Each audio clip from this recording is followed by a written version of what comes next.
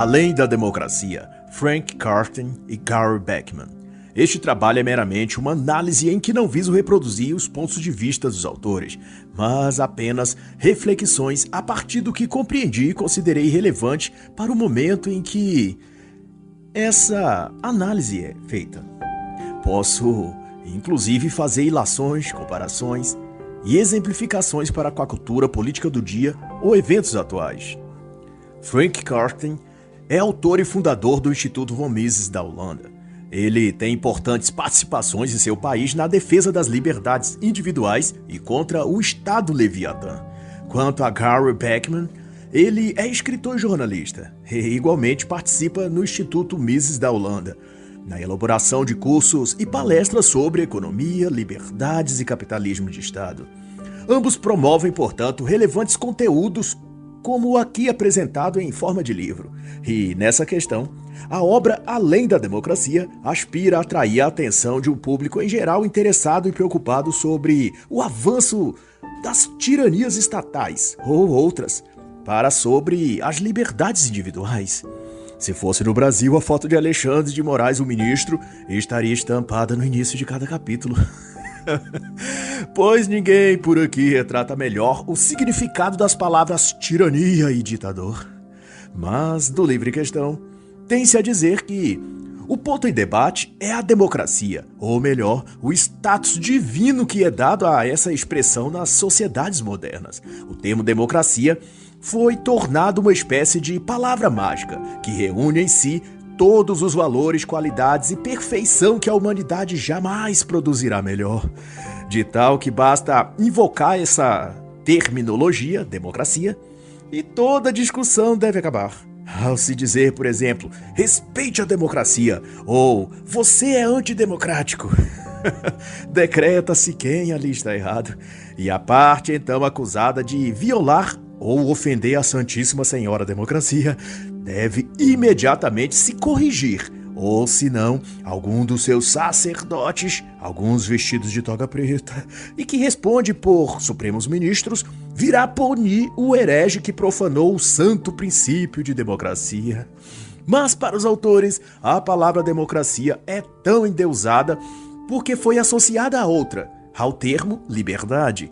Embora democracia não tenha a ver com ser livre ou a poder fazer as coisas livremente, na verdade ela trata de uma outra algema, diferente da algema comunista, mas ainda assim uma algema. A bem dizer, democracia é um sistema político que atribui à vontade da maioria o poder de decisão sobre os assuntos da gestão pública. Na teoria, é um governo do povo, onde a maioria vota e decide como quer que as coisas sejam no contexto da vida social. Transporte, escolas, trabalho, lazer, moradia, tudo que afeta a vida em sociedade. No entanto, no tal sistema democrático ninguém vota diretamente nas coisas, mas elege-se representantes, governo, congressistas, parlamento, que faça valer a vontade daquela suposta maioria que os escolheu para falar em nome delas no âmbito do poder público. Tudo muito bonito, mas, segundo os autores, na prática, na questão do dia a dia, a democracia é só um disfarce para um sistema coletivista, que se opõe, porquanto, à liberdade individual. Pois a roda da democracia é feita para girar pela força e trabalho de muitos ao mesmo tempo, onde as pessoas devem viver e pensar coletivamente, como rebanho ou massa. Na hora que essas pessoas pensarem em si mesmas como indivíduos e não como peça numa engrenagem, daí a roda para de girar e todo o sistema colapsa. Por isso, a tal democracia é invocada com reverência e tratada como uma divindade que ninguém pode questionar, pois os que controlam a gaiola coletiva dos hamsters precisa que os ratinhos de laboratório, que somos nós, continuem a correr atrás do petisco, enquanto movimentam o maquinário sem nunca sair do lugar, nem alcançar o aperitivo que estão tentando pegar. E dessas premissas, esse ideal democrático nada seria senão um mecanismo articulado para dar poder e dinheiro a pequenos isolados tiranos que dizem representar o povo, mas só agem em favor de si mesmos. A parte que remete ao povo é de apenas receber o voto deles. Depois disso, o tal povo é completamente ignorado.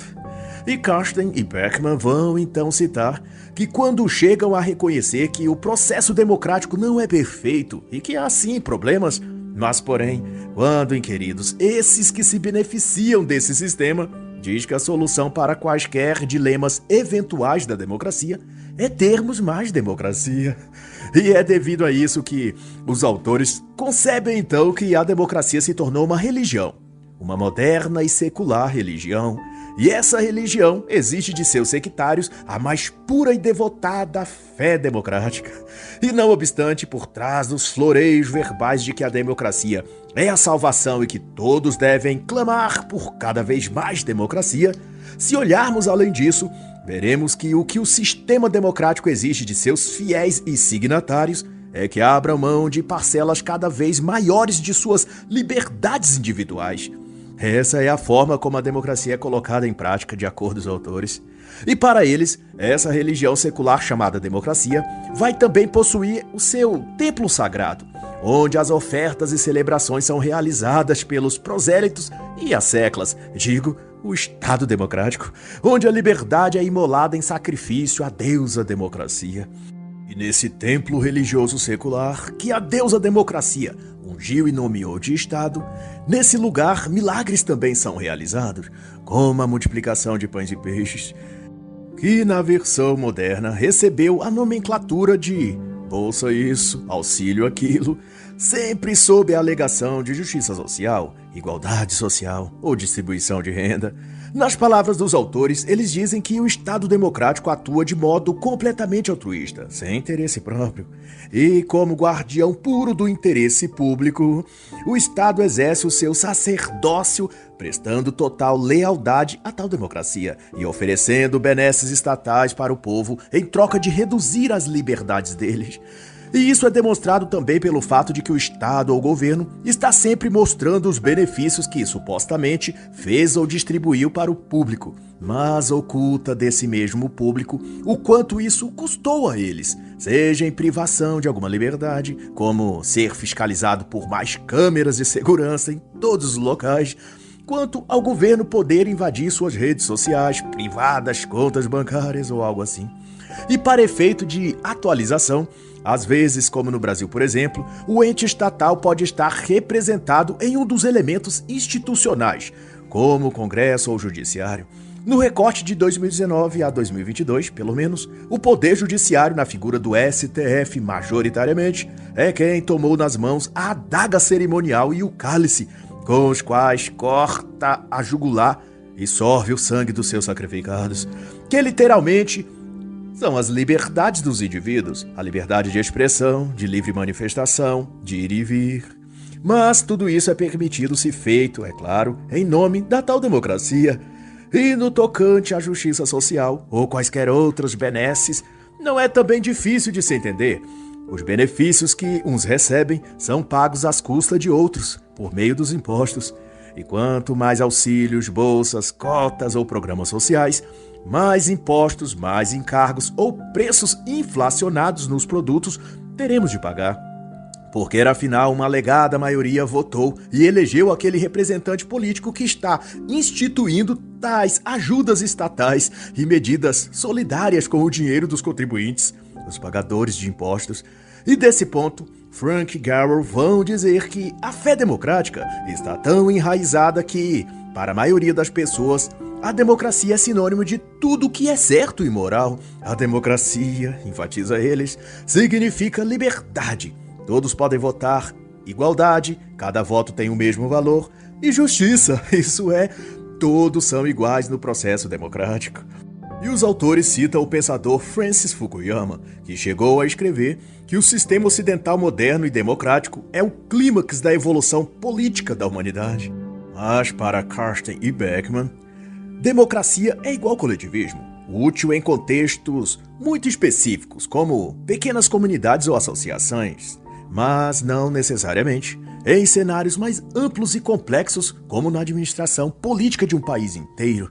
E uma das razões elencadas pelos autores é que o modelo democrático, tal como posto, gera enorme burocracia, A burocracia estagna e leva à paralisia da máquina pública, engessamento do sistema e cada vez mais gastos do governo central. Mas, todavia, isso não é assim tão perceptível à primeira vista, pelo cidadão comum, pelo menos, devido a que eles não relacionam esses problemas ao sistema democrático. Eles acham que o problema é apenas do político que eles elegeram e tentam, então, eleger novos e melhores políticos.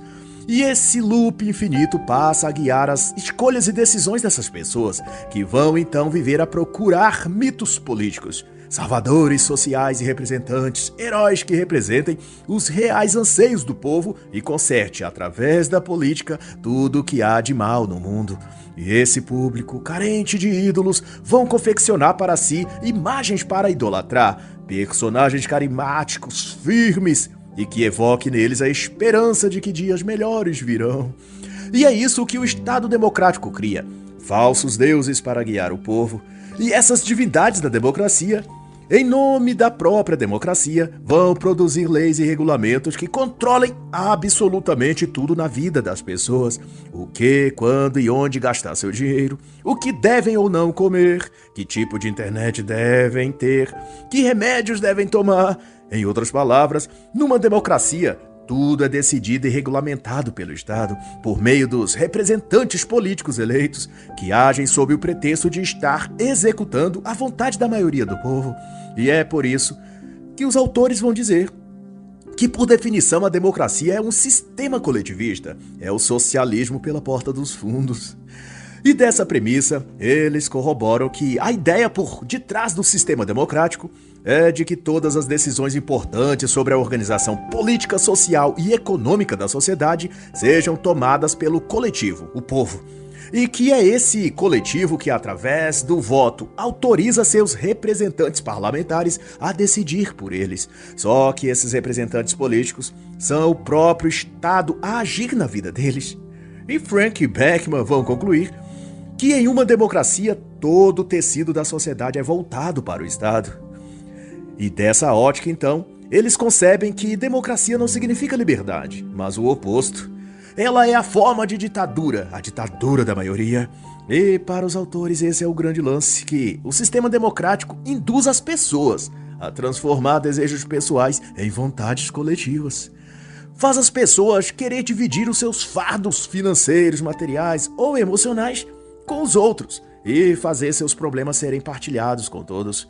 Mas, para esclarecer isso, os autores vão discorrer por alguns dos principais mitos que o cidadão comum acredita acerca do que chamam de princípios democráticos. E no entender de Carroll e Frank, o voto ou sistema de votação é um deles. A verdade é que, com o voto, até se coloca em determinado cargo ou posição política superior a alguns indivíduos. Mas não significa que aqueles que votaram nesses representantes terão seus desejos ou vontades realizados pelos que receberam o voto deles. Ou seja, o votante ou o eleitor não tem, do voto em diante, mais nenhuma influência sobre o que faz ou decide aquele representante eleito. Para os autores, na democracia se tem que tudo é decidido pela maioria através do voto. Mas na prática, o voto é a ilusão de influência em troca da perda de liberdade e nada mais que isso. É dito nesse sistema que se você não vota, não tem o direito de dar opinião naquilo que acontece na sociedade ou naquilo que foi votado. Mas da ótica dos autores, se você votou no lado que perdeu, sua opinião já não foi ouvida de qualquer jeito. Na concepção de Frank Carter e Carroll Beckman, é uma ilusão meramente o cidadão achar que tem qualquer influência sobre as decisões que o político ou o partido dele tomam. Na melhor das hipóteses, você pode votar no partido ou indivíduo que prometa algo que você acha melhor para você mesmo ou para a sociedade. Mas, via de regra, isso não quer dizer que, chegando ao poder, aquele político irá cumprir sua palavra. Políticos falam sempre aquilo que as pessoas querem ouvir, mas são mestres na arte de quebrar suas promessas. Esse jogo é fácil. Dizem que não tem verba para isso ou aquilo, ou quando não. Seus opositores dentro do governo não deixam que ele faça aquilo que prometeu a seu eleitor. O jogo político demanda muitas trocas de interesses, liberação de propinas, esquemas, chantagens, articulações de escusas. E nem todo parlamentar ou congressista dispõe de todas essas ferramentas para trabalhar. E ademais, tem-se também que nenhum representante democrático representa de fato tudo o que os seus eleitores almejam dele. Ele pode até fazer uma concessão sobre uma coisa, mas no restante todo ele atuará em benefício de si mesmo. Por exemplo, ele se opõe ao aumento de alguns impostos, conforme seus eleitores cobram dele. Mas esse mesmo parlamentar irá favorecer a agenda LGBT nas escolas, ou sobre desarmamento civil, ou apoiar pautas progressistas, enfim. O mesmo que aperta a mão de seus eleitores, com a outra os apunhala pelas costas. Por assim, os autores exortam que tal sistema de votação democrático não exerce influência qualquer nas políticas de governo, sejam municipais, estaduais ou federais. Na soma geral, de acordo com eles, isso que a democracia vende e chama de direito democrático ao voto é somente uma ilusão. E é essa mesma ilusão coletiva que também fornece a elas outro mito, o de que na democracia é o povo que manda. Ou seja, a imensa e burocrática máquina pública é governada pelo povo. E muitos acreditam nisso, de que a democracia é a vontade do povo. Ah, tá. Me engana que eu gosto. E para os autores, essa ilusão já começa errada desde sua base, no conceito de povo. Para Karsten e Beckman, povo não existe. O que há são milhões de indivíduos que pensam, sentem e desejam coisas distintas. Ninguém pode dizer, por exemplo, e enfatiza eles, que o povo quer Coca-Cola, ou o povo quer Microsoft, ou Pepsi. Algumas pessoas querem, outras não. Portanto, o conceito de que o povo, algum suposto coletivo social ou massa, etc., quer ou deseja uma coisa se trata de uma premissa falsa, incutida nessas próprias pessoas para que elas vejam a si mesmas como um coletivo ou manada, em que a vontade da maioria é a verdade grupal que todos devem assumir. Só que essa manipulação ideológica vem dos mesmos que mais tarde se apresentam a esse aglomerado que chamam de povo, se arrogando aptos a representá-los politicamente. Um jogo de cartas marcadas se pensarmos por esse prisma. Bem diz os autores que nossas opiniões não determinam aquilo que o representante político quer e pretende fazer. No fim, eles fazem o que querem e não o que o povo quer. Na realidade, se estivermos falando do cenário global, fazendo eu uma comparação, quem de fato decide alguma coisa atualmente no mundo são os cartéis das Big Techs e do mercado financeiro. E se for no Brasil, um cara careca do STF. E tanto por isso, Karsten e Beckman vão dizer que não é a vontade do povo, mas a vontade dos políticos, grupos de interesse e ativistas que governa em uma democracia. E isso é tanto verdade que, mesmo quando a maioria democraticamente decide por algo que esses grupos não querem, eles agem de modo político, ou tentando mudar a decisão do povo por meio da pressão midiática, ou simplesmente ignorando o que o povo escolheu. Os autores chamam a atenção, por exemplo, para a agenda gay. Se algo não for aprovada ou apoiada, que diga respeito a eles, tipo alguma cota para concursos públicos ou universidades, etc., eles protestam, entram com recursos jurídicos, ameaçam parlamentares, até que as vontades desses grupos ativistas sejam então atendidas. Cito no Brasil a enorme perseguição e pressão de todos os lados, o que, alguns anos atrás, o deputado e pastor evangélico Marco Feliciano sofreu para que deixasse a pasta de direitos humanos do governo federal. Grupos de ativistas LGBT chegavam a cercar o seu carro e mostrar as partes íntimas para sua esposa e filha pequena. E invadiram templos religiosos durante o culto para fazerem um beijaço gay coletivo, até que o então deputado não pôde ser mantido no cargo. E o mesmo ocorreu na questão ambientalista durante o governo do então presidente Bolsonaro, quando lobistas do setor e ativistas ambientais de esquerda simplesmente não aceitaram que aquela gestão e projeto político tinha sido eleito pela maioria dos brasileiros, que queriam ver colocado em prática os planos que o governo federal, votado por eles, tinha para a Amazônia, a agroindústria, para o Brasil como um todo. Outro caso, também latente, foi o referendo sobre as armas. O povo democraticamente decidiu por uma coisa, e o senhor presidente à época, o Molusco Barbudo, simplesmente ignorou a vontade popular e fez absolutamente todo o contrário. Porque, ao fim, só aceitam o que o povo quer se isso estiver de acordo ao que o próprio político e as ONGs ativistas desejam. Daí permanece a pergunta, numa democracia, é mesmo o povo que governa? Quanto ao mais, deixo por indicação algumas obras que demonstram com primor como funcionam e quais os métodos que o ativismo militante, a pressão ideológica e a manipulação midiática ou compra de voto mediante chantagens e subornos funciona na prática. São as obras Quem Manipula os Povos Indígenas, de Lourenço Carrasco e Silvia Palacios, A Conquista da Irlanda pelo Google, do sempre contundente Michael Jones, e Depois do Baile, Como a América Vencerá Seu Medo e Ódio aos Gays nos anos 90, dos autores e ativistas LGBT Marshall Kirk e Hunter Madsen. Este último, para efeito de conhecimento, foi escrito em 1989 e pretendia normatizar e dar publicidade ao movimento LGBT nos Estados Unidos, por meio de uma intensa campanha de ativismo cultural e social, dali pelos próximos 10 anos. E eles próprios dirimem quais eram suas estratégias, conclamando o engajamento de toda a militância gay. E eles obtiveram sucesso. E resumem suas táticas em 3 pontos. 1. Converter emocionalmente héteros e gays, usando ideias e imagens que evoquem o estado emotivo. Por exemplo, utilizar na mídia sempre que homossexuais aparecem, imagens deles felizes, sorridentes, pacíficos, ou sendo injustamente humilhados ou agredidos. Uma observação que cabe aqui é que essa conversão a que se referem não é tornar as pessoas em gays, mas de convencer o público de que são uma categoria vítima de uma sociedade cruel e injusta, de que são pessoas puras, humildes e benevolentes, sofrendo por causa do preconceito hétero-burguês normativo. E deu tão certo que hoje até mesmo um homem recusar a cantada de um homossexual pode levá-lo a ser acusado na justiça de homofóbico.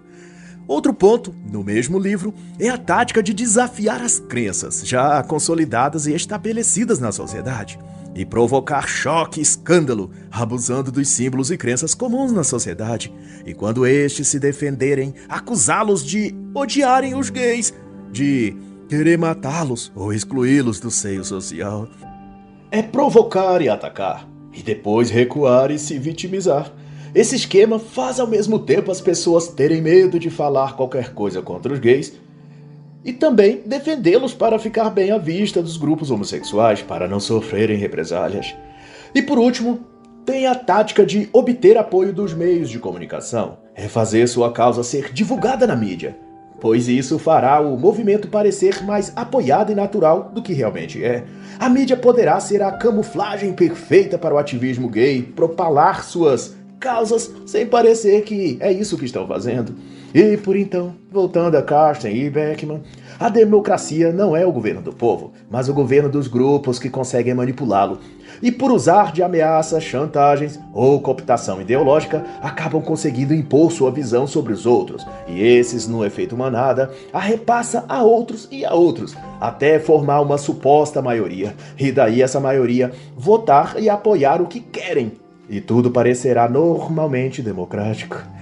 E o que os autores destacam nesse ponto da discussão é de que quanto mais se expande a democracia ou quanto mais se fala nela, maior se torna a carga tributária daquele país. Isso porque a democracia, segundo esses, precisa ser aprimorada. E isso demanda mais gastos. Mais gastos requer mais tributos. E mais tributos significa o povo pagar mais impostos. E essa é uma teia de ilusão tão forte que poucos percebem que os mesmos que defendem tanto a democracia jamais submeteram o valor dos seus salários a voto popular.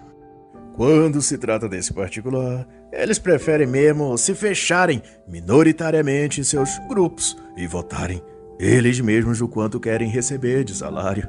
E nesse quesito, eles já não acham mais tão democrático ouvir a voz do povo. Em suma, os autores são assertivos ao dizer que democracia leva à burocracia E quanto mais ela se expande, mais tributos, impostos, leis, controle são criados. O que resulta em menos liberdade pessoal de escolha e financeira. Só nos Estados Unidos, entre 2001 e 2010, segundo o periódico The Economist, os regulamentos fiscais e códigos tributários cresceu para mais de 200 volumes, o que na prática quer dizer mais leis, mais regras, mais burocracia, para promover a diminuição das liberdades das pessoas que ainda pagam para serem mais controlados. Tudo isso só tem uma razão de ser: o governo criando formas de intervir mais e mais na vida dos cidadãos. Na Holanda, de onde os autores são, nos últimos anos, conforme destacam, a carga tributária cresceu de 14% para 55% à medida que a democracia ia avançando, ou se aprimorando, como gostam de dizer. E quanto mais se expande o sistema democrático, mais regulamentos são criados, agigantando a máquina estatal e tornando-a o verdugo, o pai, o deus das pessoas. E Frank e Carol dispõem que, de 1980 a 2004, de acordo com o Departamento de Justiça holandês, o número de leis e regras governamentais subiu em 72%. Ao fim de 2004, já continha 140 mil artigos distribuídos em 12 mil leis. Agora imagine o leitor, o Brasil, que é 200 vezes maior que a Holanda, o quanto há de burocracia, e tudo isso para aprisionar o bolso e a mente dos brasileiros.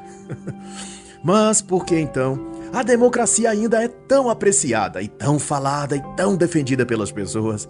E os autores respondem essa indagação dizendo que o sistema democrático causa a princípio essa falsa impressão de que é possível o indivíduo transferir seus fardos e problemas para os outros, e isso atrai as pessoas que se sentem reconfortadas financeira e emocionalmente em poder desfrutar de uma coisa sem ter de pagar por aquilo, ou pagando o mínimo possível. E por isso, interessam-se tanto em benesses governamentais, bolsas, cotas do governo, kit de ajuda para seus filhos, cestas básicas, auxílio leite, auxílio moradia, benefícios sociais que lhes dão a sensação de que estão em vantagem. Só que isso só pode ser feito à custa de que o mesmo Estado que lhes dá algo sem cobrar nada é o mesmo que toma de outro por meio de impostos, taxações, tudo que precisa para conceder a outros. Ou seja, o que sai de graça para uns custa muito caro para outros. É como você estar no restaurante e comer à vontade, num grupo de, digamos, 10 pessoas. Mas na hora de pagar a conta, apenas 2 ou 3 daquele grupo é que tem de custear o almoço. Para quem comeu sem pagar, foi um belo almoço. Ele só tem elogios a fazer. Mas para quem teve de arcar com a conta, o almoço terá sido uma experiência traumática para o seu bolso. E nessa analogia, o Estado democrático é o restaurante. Os que comem de graça são os milhares que fazem dos auxílios e benefícios do governo uma situação permanente em suas vidas e até acham que é obrigação do Estado dar-lhes benefícios sociais. E os 2 ou 3 que pagaram o almoço, nessa analogia, são eu e você, amigo, que trabalha arduamente e cumpre todos os deveres e exigências que o sistema burocrático apresenta no cardápio. E nesse almoço beneficente que o Estado-restaurante fornece, que papel representam os políticos? Bom, os políticos no geral são os garçons, os que servem de bandeja, os que estão ali só para se refestelar, tirar o seu punhado e ir embora. E por fim, não é preciso destacar mais do que já foi feito, que todo esse sistema de coisas é a longo prazo desastroso para a economia. Não há de forma alguma como esse esquema ser sustentado por muito tempo, pois logo o número de pessoas almoçando de graça nesse restaurante excederá a capacidade do próprio restaurante de produzir almoços para tanta gente, e a carteira daqueles poucos que pagam a conta também ficará vazia. E Carsten e Bergman mostraram isso citando que a dívida dos governos democráticos só aumenta, conduzindo essa bola de neve a um tamanho que será um dia fatal para todos. Nos Estados Unidos, diz eles, o jantar democrático, ou a dívida governamental, já ultrapassava os 14 bilhões de dólares. Isso ainda em 2009 e 2010. Na Holanda, continua eles a dizer, a dívida nacional também em 2010 era de 380 bilhões de euros. Só os juros da dívida era de 22 bilhões de euros anuais. E isso por si já era maior do que tudo o que foi investido em defesa e infraestrutura. O que deixa muito claro, na percepção deles, de que grupos de pressão social, entenda-se ONGs, movimentos de ativismo, militância política, social, os políticos e parte do povo, todos estão querendo só comer os cachos de uva do pomar estatal, todos querendo se dar bem na generosidade do governo. Mas, é claro, essa benevolência é feita sempre com o suor e dinheiro dos contribuintes. E os autores vão então citar McKean, escritor americano, para ensejar que o que as pessoas valorizam no mundo não são os direitos, mas os privilégios.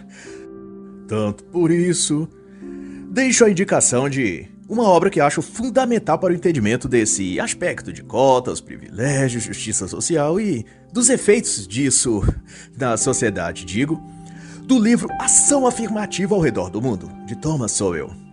E não obstante, os autores vão lembrar ainda que um dos mitos mais persistentes sobre a democracia é de que ela é o mesmo que liberdade. Liberdade e democracia andam juntas, ou são a mesma coisa.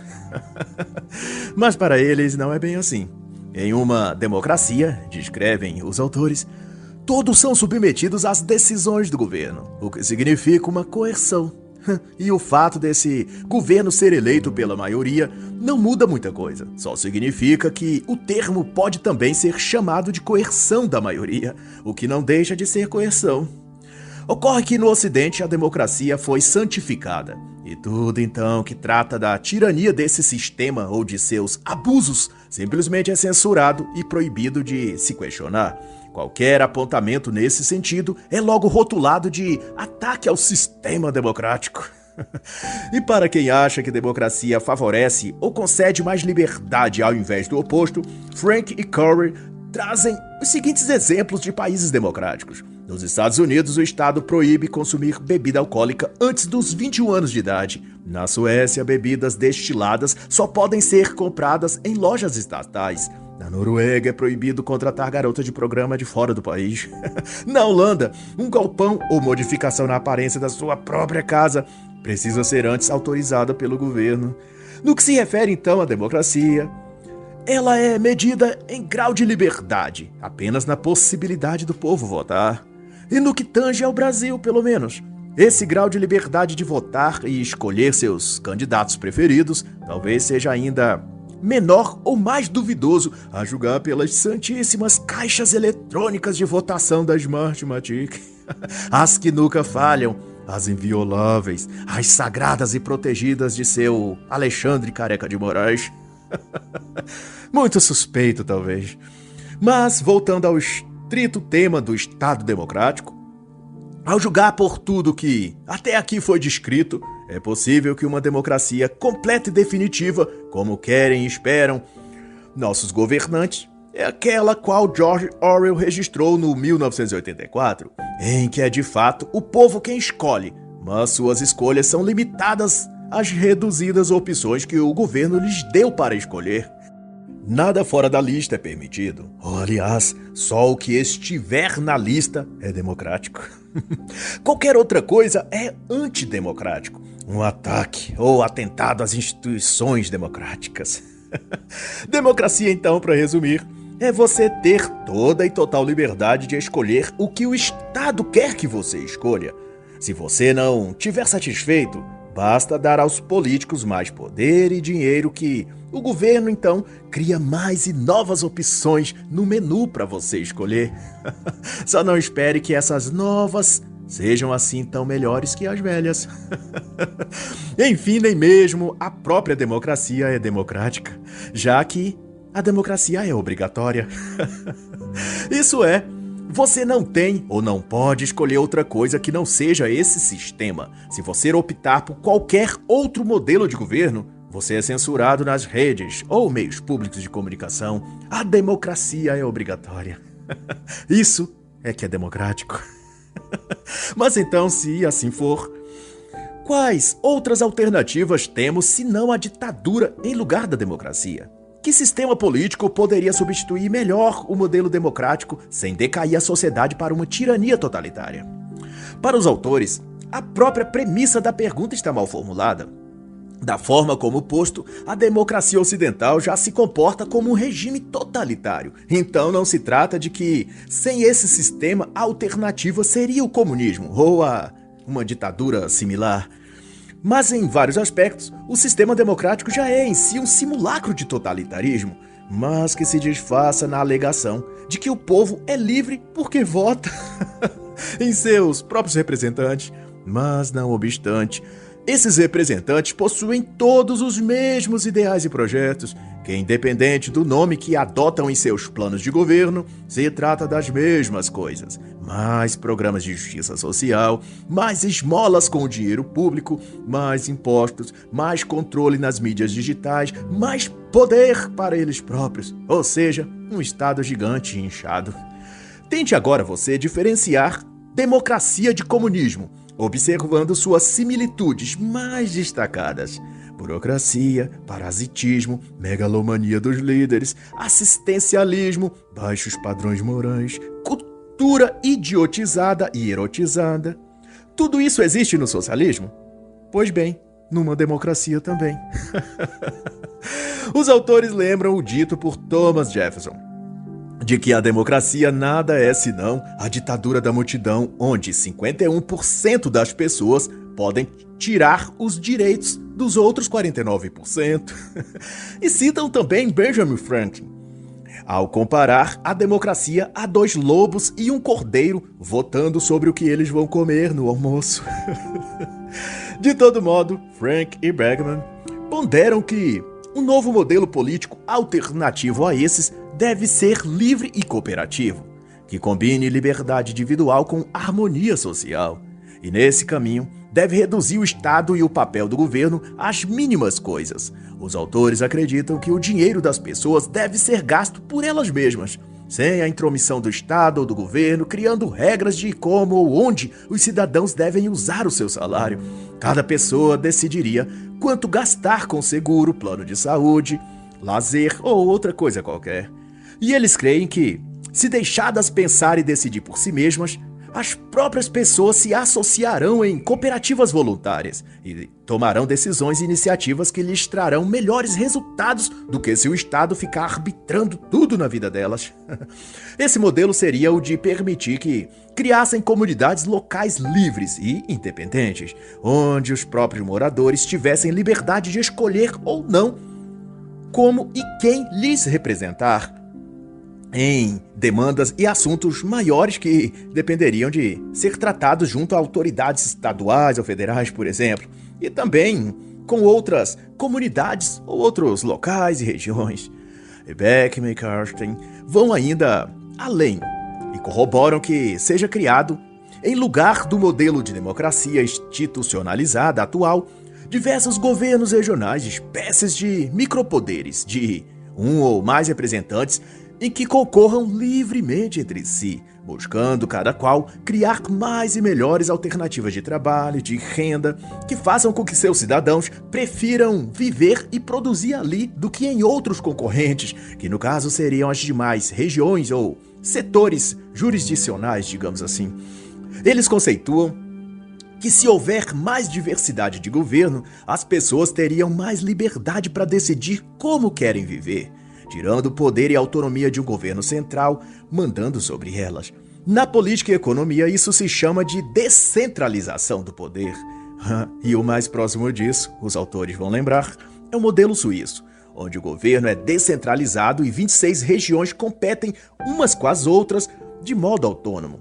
Cada uma dessas regiões tendo suas próprias tributações, regulamentos e competindo livremente pelas preferências dos cidadãos e das empresas.